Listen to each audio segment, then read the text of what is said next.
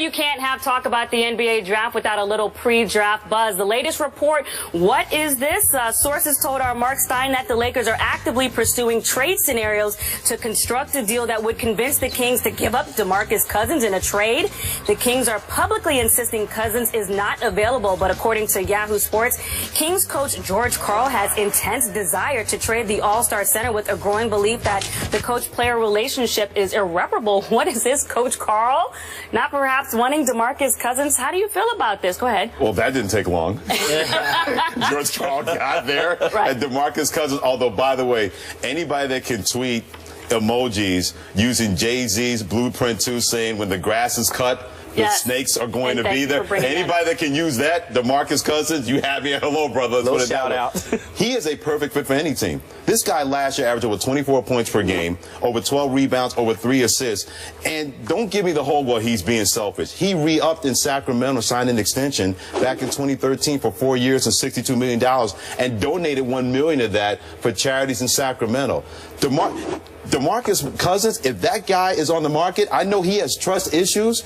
You know what? Find a way to make that guy trust you and alleviate his concerns, because that boy can ball. Give me a guy like that. If I'm the Lakers, if I'm the Clippers, if I'm the Knicks, if I'm a team in China, if that guy's available, give me that guy that can bring that kind of production. And I know a guy that's going to play hard pretty much every night. Even the guy, go ahead. Even the guy that was suspended in 2012 and yet is still in the top 10 of most immature players. You still here's cool the with that? You know, I'm not giving a pass on that. If the numbers outdo the behavior, cool. But I'm not giving him a pass on that. But we don't know the inner workings of that situation in Sacramento, what the dynamic could have been between a coach and a player. I know if I'm DeMarcus Cousins and you bring in George Karl, you say he's going to help me, and then all of a sudden he's hell bent on getting rid of you. I'm not trusting anything that you tell me anyway. So he does have immaturity issues. I'm not going to bypass that, and nobody should. But if you bring a guy in like that and you let him know, you have our trust. And if he feels that, if he can do that and not trust people, what is he going to do if he's going to trust people?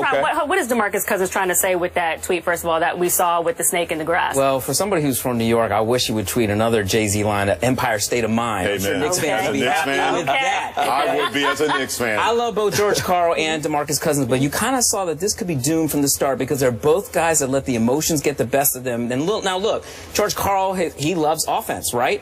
If he can't make it work with DeMarcus Cousins, it's just not going to work out. And I just spoke to a general manager about half an hour ago. He said there definitely is truth to this, that George Karl is looking to trade DeMarcus Cousins. But Vlade Divac now is running the general manager's office up in Sacramento. He does not want to trade DeMarcus Cousins, but you better know people around the league are looking into trying to get DeMarcus Cousins, because it appears George Karl and DeMarcus Cousins are already off to a bad start, and that's not going to work out. And what part of this do you feel like Cousins is playing into this? Because the Yahoo report said that he has a firm loyalty to the previous coach, Michael Malone. So how hard-headed do you feel like Cousins might be being in this situation? He's going to get even more hard-headed now with George Karl saying what he's saying, coming out and acting like that. And that goes to your point. When you bring a guy in and say, look, we're going to bring someone that you know you can count on and trust, and that dude does what is apparently like stabbing you in the back. Now every time you're going to look at that coach, you're going to be like, yeah, you ain't got my best interest in there already seems to be distrust. I mean, the general manager I talked to said basically George Karl is like, if I can't make this guy who is moody and known as a moody player happy with my offense, this is just not going to work out. If there's already distrust from the coach, and then of course you know what DeMarcus is tweeting out there. Absolutely. And we're in June. You know what I mean? So perhaps the trade talks will heat up on Thursday, because usually a guy like DeMarcus Cousins, if he is indeed going to be on the trading block, things are going to heat up Thursday. They're going to heat up in the summertime. So the Kings should wait, though, to see what they can get for DeMarcus Cousins.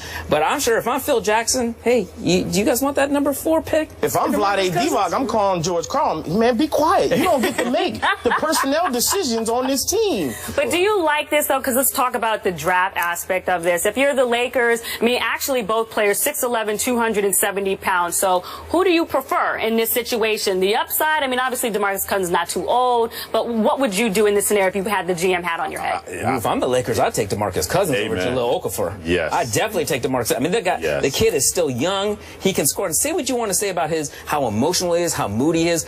when he balls out, he balls out. And you think he's going to have maturity issues with Kobe? You know, Kobe's only there for one more year. I know, but that's what I'm saying. For that 1 year, Kobe's going to call that quick. Kobe wants his players to play hard. You know, and that's and you one can't thing. question that about Demarcus. And that's the beauty. That's where you can change the difference between playing with high emotion and then playing over the edge with high emotion. And I think Kobe would help him differentiate the two. So if you're the Kings, how much do you need? How much do you need to make this thing happen, to convince you to do it happen? Because obviously right now, publicly, they're insisting they're not doing it. Well, apparently they need a psychologist. They get George Karl and Demarcus Cousins in the room. Or Oprah, right? Because I'm a big George Karl fan as a coach, but he is very stubborn and bullheaded. That can be a blessing, and that can be a curse. Now he's meeting a basketball equivalent. I'm sure Carmelo Anthony is somewhere going, Demarcus, I would do the same thing in Denver. Everybody said that I was the main problem. Carmelo's tweet. I told you so. I'm doing that. You know, Gary Payton has even said, yeah, I love George Karl as a coach, but there are plenty of times that we had our situations that he's in the Hall of Fame. NBA coach of the year? Well, yeah, former NBA coach. Now, he got railroaded out of Denver. I don't know what happened there. Personality conflict, whatever that was. Won a lot of games. I was there. He got railroaded out of Denver, but in a situation like this didn't take long at all for George Karl to look at Demarcus Cousins and say, well, I can't make it work with him, and that's going to be the end of that. Disrespecting, I mean, for it to happen so quickly, like what must have happened to make that fissure happen so strongly and so quickly? That's a really good question. I mean, we don't know. When you get human dynamics involved, you may think you can put two people together and it's going to work, and then within 2 minutes you say to yourself, well, that's a bad idea right there. So I don't know the inner workings of that, but what I do know is what's been put in front of us, and that is apparently a guy that was second team All-NBA. It's hard to make an All-NBA team when your team stinks. Right. This guy was second team All-NBA, and nobody questioned that guy should have been first team, as good as he was, and yet you're looking to push him out of there because of personality conflict. And look, we're not talking about a first-year coach like David Blatt, and he's not getting respect from a guy like LeBron. We're talking about George Karl, who comes with his own resume. He comes with results, and if he's not getting along with Demarcus Cousins already, it's just not going to work out. Yep. The thing is, he also comes with baggage. That's the thing with George Karl. He comes with baggage. At least have baggage. This is very true. Yeah. But he also comes with a resume with more credentials, which just kind of illuminates what you were saying, maybe not deferring so much because he knows what he brings to the table. Adapt or perish. Seriously. I mean, it's a cliche, but it's true. If you're George Karl, if you're not going to adapt, then your team is going to perish. If you're Demarcus Cousins, if you get traded, you're going to have to learn to adapt to it at a certain point. I think Demarcus, to your point, looks at, I was here before you got here. They brought you in to help me, not the other way around. So why aren't you trying to make a better effort to try to make this work? Demarcus is the guy who's young enough that you can still mold. George Karl, you look at him and you go, that's an old guy who's stuck in his ways. He's the one, I eat at 4:30 every day, and you ain't going to tell me we eating at 5. Well, obviously, George and Demarcus not getting along. These two guys don't have that problem. Jordan Spieth and Rory McIlroy have both said they are the best in the world, but only one can be the top dog. We'll talk about a potential rivalry brewing. That is next. Well, according to the Sydney Morning Herald, the life of Matthew Dellavedova is being turned into a Hollywood movie. It will be a fictional story based on his rise and will follow the 3 young Australian basketball players drafted to play basketball for a U.S. college. And I have to know, what is your reaction? I thought we were done with Delly, but he is now on the big screen, or at least coming to a theater near you. A better movie for me would be You Albany's Peter Hooley. I mean, you lose your mother to cancer during the season. You come back, hit the game-winning shot to put your team in the NCAA tournament.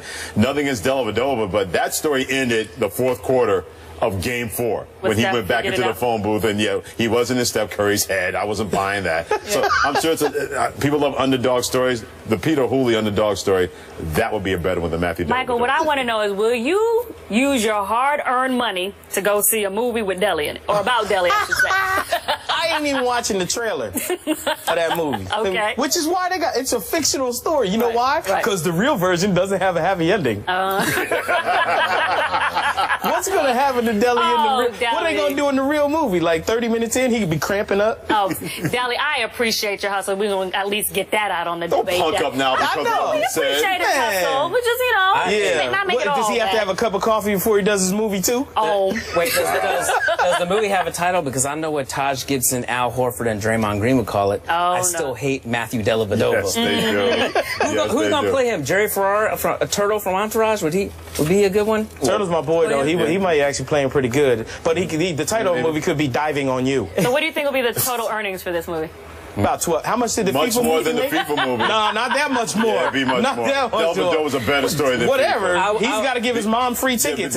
She'd be the only one paying. Overachieving underdog, far better than corruption in FIFA. I would go see Jurassic World a third time before I see that. Well, guess what? You know who's earning a lot of money? Jameis Winston. He was asked in an interview with NFL.com who he most looks forward to being matched up against, and he said the player I'm most looking forward to play against, what's this? Has to be probably J.J. Watt. Is this smart? You've been in the league 0.5 seconds, Is this smart to say? Why not? I like Jameis's swagger. You know what I mean? This is part of the reason why I'm going to watch Jameis this season. I just want to see how he's going to do against guys like this. He's a big guy, too. You know what I mean? I want to see J.J. Watt go up against him, try to bring down Jameis Winston, and see if Jameis can get out of that. I think it's going to be something. I hope Jameis doesn't end up being a disaster this year. That's one thing I don't want to see. The beauty for Jameis Winston is if you're going to put billboard material up there, put it up in June. That's the beauty. That's it. You want to know how smart Jameis Winston is? He's going to call somebody out in June because by the time they play, and they're already 3 games into the season, J.J. Watt's going to be like, hey, y'all, did he say something back in the... I don't remember. Freddie, you think J.J. Watt would be forgetting this already? Oh, hell no. He's not forgetting that. I mean, J.J. Watt, for my money, is the best player pound for pound in the National Football League. I'll take him, what he does week in and week out. I know it's a quarterback-driven league. Give me that guy, and I'll take my chances. He's motivated just to practice. Not just games. He's motivated to practice. So something like this will catch his antenna. He's not going to forget about it. But, you know, if you're Jameis Winston, if you want to be the best, why not say, hey, if I'm going to be at that level, that's a guy that my team has to take down. It's not just about quarterback versus quarterback. It's about, man, I know J.J. Watt's coming for me. Go ahead and bring it. I'm not backing down. I'm not going to shrink from any kind of pressure you're going to put on me. So I'm not bothered by that. But I'll say this. If you're gonna fat mouth, can't be a slouch in the ring.